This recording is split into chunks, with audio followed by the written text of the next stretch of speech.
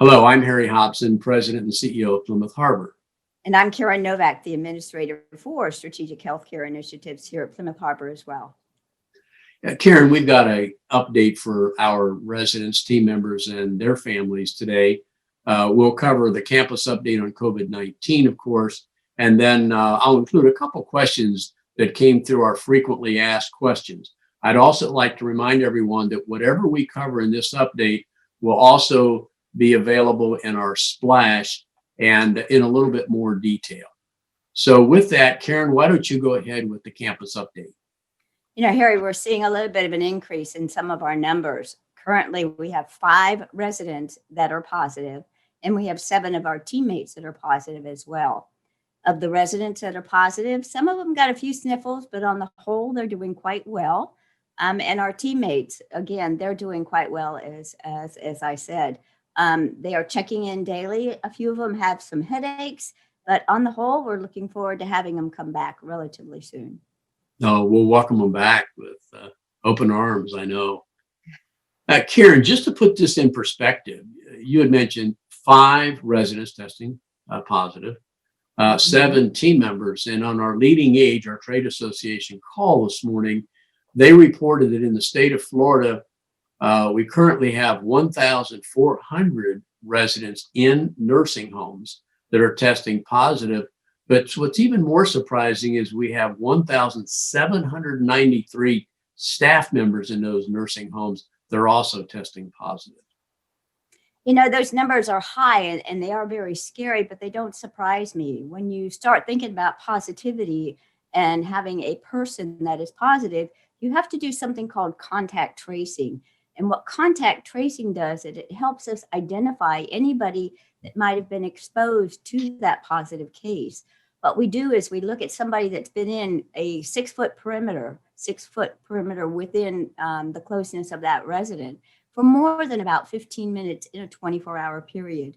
These are the CDC guidelines. They're evidence-based that say if a person has been in that 6-foot perimeter for more than 15 minutes, their risk of getting that COVID is very high. So we start looking at all those people that have had that contact with that resident, and then we put them in an observation mode. We remove them from the facility and allow them to be at home and observing them for signs of COVID. Now, interestingly enough, the CDC is actually coming around to thinking about changing some of their guidelines. So this may change in the future. We're not quite sure when that's going to happen, but there's been some thought given to the isolation period or the observation period of anywhere from 7 to 10 days, and then testing or not testing. So again, the rules and the thoughts as we learn more about this crazy virus continue to change as our science and our evidence-based practice lets us see that. Right. Just a couple things that came through our frequently asked questions that I thought I would take the opportunity to share on this video. Karen, you've seen these. One resident asked, for residents planning to travel out of the area during the holidays, will they be required to self-isolate when they return? I think that has a lot to do with where you're going and how many people you are seeing. If you are going internationally to Canada, to Mexico, or anywhere internationally, please know that, yes, you must stay isolated for that 14-day period. But also on day 4 of your return back to Plymouth Harbor, we're going to recommend that you get tested. We'll do a swab on you and make sure that you are indeed negative for COVID. If you're going to an event that has a large amount of people, just think about all those exposures you're going to get. So yes, I would recommend then too, when you're back from that large event, to be tested 4 days afterward for COVID. Now, 4 days is key there because once you're exposed to the actual COVID virus, it takes about 4 days for that virus to fulminate inside you enough that we can actually detect the COVID virus within your body. So 4 days, whether it's going to a different country, a different state, let's get those testing done. Okay, good. Thank you. Another question that came up is, what do you advise regarding getting together with family and friends who are not residents of Plymouth Harbor? I think they're looking for some number guidance on this. Right now we're strongly recommending that you keep inside gatherings with great ventilation. And I'm going to say great ventilation to no more than 6 people. Again, it is that respiratory way of spreading the virus, and having adequate ventilation in an area that's closed. 6 people is just enough. If you're going to go outside, we're going to ask you to limit it to 10 people for that gathering. Outside is always preferable to that of the inside because of the ventilation. But now, in a time where we're seeing those numbers increase, think about, really, do I need to go? And if it has to be, again, don't forget to wear your mask and keep that social distance around you at all times. Good. Thank you for that, Karen. Also, a couple other questions. I won't go into the details of the responses in this video, but there is a full response in the splash. The third one was, how can residents best express their appreciation to team members? And I go into that response and talk a little bit about our strict gift and gratuities program here.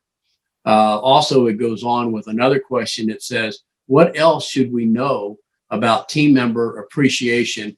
And I'd like everybody to be sure and take a look at that one as well. And I go into a couple situations there, which I think they'll find interesting. The one that I like, we get it all the time. So this is how I responded to the following question. Several residents have asked me, Harry, how can you urge our neighbors here at Plymouth Harbor to please wear their mask at all times when in public, and please don't eat out in restaurants at least through the end of the year? But my response, and I thought about this a while, how can I say it? This is it. Repetition is often the best remedy to get the point across. I appreciate these residents who are not only looking out for themselves, but their neighbors as well. I will continue to plead with all our residents and team members to wear your mask at all times when in public. And please do not eat out in restaurants at least through the end of the year. So it's just repetition, repetition, repetition. Harry, I had this conversation not even 20 minutes ago with a resident who returned to Plymouth Harbor, stating they had been out of the country, returned, but while they were out of the country itself, everybody wore a mask. And she asked me, how could we get possibly all the people in Florida to wear a mask?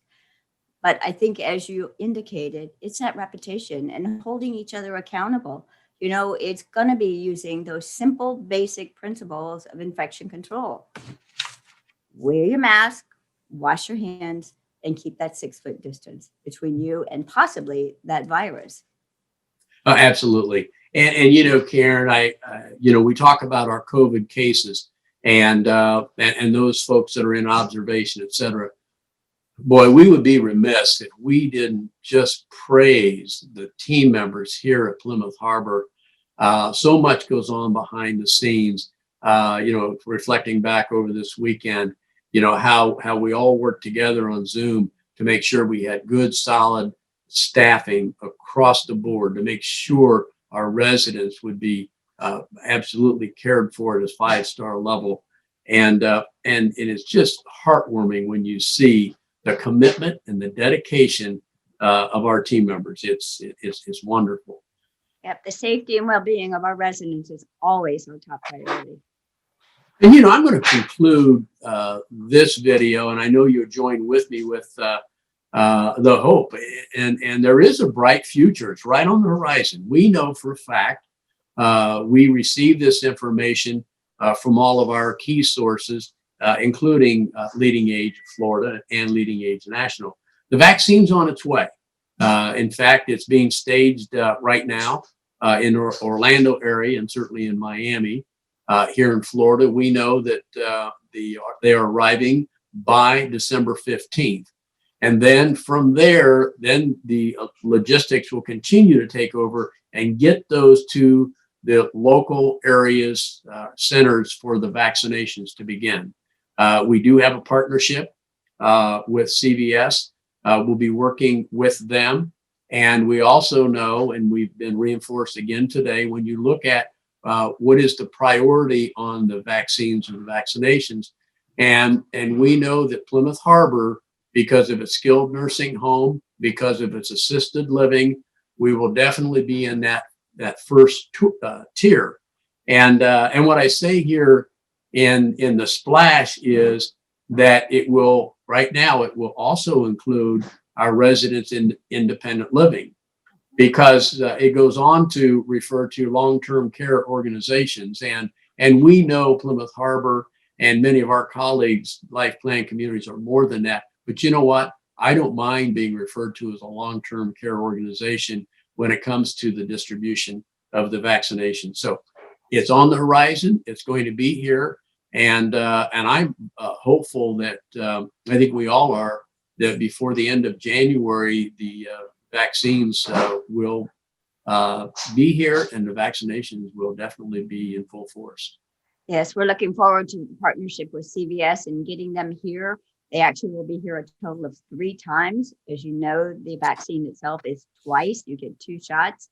But for those that don't or are not able to make it on either one of those days, they've given us an extra day just to make sure that we can get as many of our residents and our team members vaccinated as possible. So by all means, yes, please get your vaccination this year. I've been in numerous meetings with Karen. I don't know if she'll remember saying it now, but I've heard her say it so many times. And that is, just because we've got this light at the end of the tunnel, this bright horizon, don't let your guard down. We've come too far with this. Would you agree, Karen? 100%. Again, it's those basic practices of infection control that we need to keep in the forefront of our thoughts all the time. Right. Well, Karen, I think it's time to bring closure to this update. So why don't you go ahead and do your thing? Now, if ever there was a time, remember to keep that 6-foot distant perimeter around you. Remind people to back up. Don't invade your personal space. We ask that you wash your hands quite frequently. Use those antibacterial wipes and hit those high touch areas, your keys, your cell phone, even your steering wheel if you're still driving. But most importantly, we all can do something very, very simple. Wear your mask. If you don't have a mask, please come to home care. We will be glad to give you one. But take the time, 5 seconds, to put on your mask as you leave your apartment. Yeah, Karen, thank you very much. And this is the end of this video. So it's time to don our mask. Mine is on the other side of the room, but I promise if I leave this office, that mask will be on. Thank you very much.